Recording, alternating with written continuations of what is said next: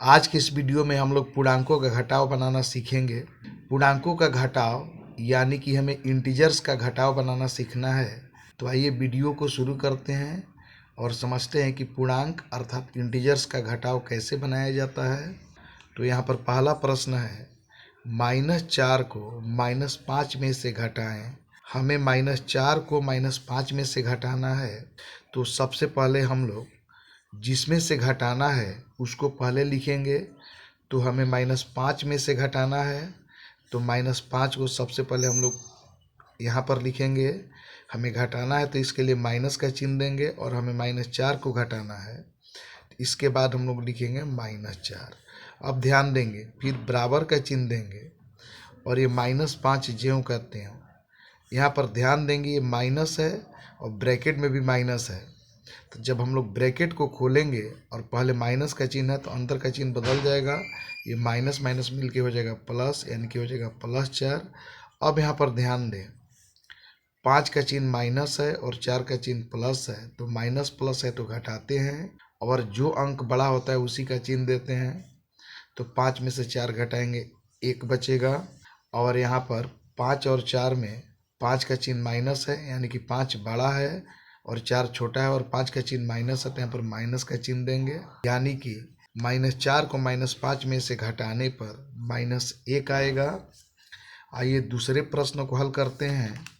दूसरा प्रश्न है, -8 को 3 में से घटाएं। तो जिसमें से घटाना है उसको सबसे पहले लिखेंगे। तो हमें 3 में से घटाना है, तो सबसे पहले यहाँ पर 3 को लिखेंगे, इसके बाद माइनस का चिन्ह देंगे। हमें -8 को घटाना है तो यहाँ पर लिखेंगे -8, फिर बराबर का चिन्ह देंगे। अब यहाँ पर 3 ज्यों करते हैं, यहाँ पर -8 है और ये माइनस है, यानी कि ब्रैकेट के पहले भी माइनस है तो अंदर का चिन्ह बदलेंगे तो ये माइनस माइनस हो जाएगा प्लस, ये हो जाएगा +8।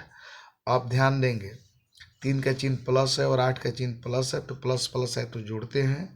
तो 3 8 को जोड़ेंगे तो ये हो जाएगा 11, यानी कि -8 को 3 में से घटाने पर 11 आएगा।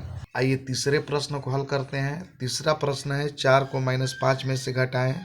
तो सबसे पहले -5 को लिखेंगे, इसके बाद माइनस का चिन्ह देंगे। ये 4 है तो यहाँ पर लिखेंगे 4। अब ध्यान देंगे, 5 का चिन्ह माइनस है और 4 का चिन्ह माइनस है, दोनों का चिन्ह एक ही है। तो सेम चिन्ह रहता है, एक ही चिन्ह रहता है तो जोड़ते हैं और उसी का चिन्ह देते हैं। तो 5 4 को जोड़ेंगे तो ये 9 हो जाएगा और माइनस का चिन्ह देंगे क्योंकि दोनों का चिन्ह माइनस है, यानी कि 4 को -5 में से घटाने पर -9 आएगा।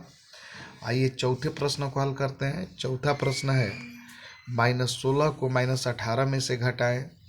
तो चूंकि हमें -18 में से घटाना है तो सबसे पहले यहाँ पर लिखेंगे -18, फिर माइनस का चिन्ह देंगे और -16 को घटाना है तो यहाँ पर लिखेंगे -16, फिर बराबर का चिन्ह, -18 ज्यों कहते हो। ब्रैकेट के पहले माइनस है और यहाँ भी माइनस है तो चिन्ह बदल जाएगा तो ये हो जाएगा +16। अब यहाँ पर 18 का चिन्ह माइनस है और 16 का चिन्ह प्लस है, तो माइनस प्लस है तो घटाते हैं और जो अंक बड़ा होता है उसी का चिन्ह देते हैं। तो 18 में से 16 घटेगा, 2 बचेगा। और यहाँ पर 18 बड़ा है और इसका चिन्ह माइनस है तो यहाँ पर माइनस का चिन्ह देंगे, यानी कि -16 को -18 में से घटाने पर -2 आंसर आएगा। इस प्रकार आप आसानी से पूर्णांकों को घटा सकते हैं।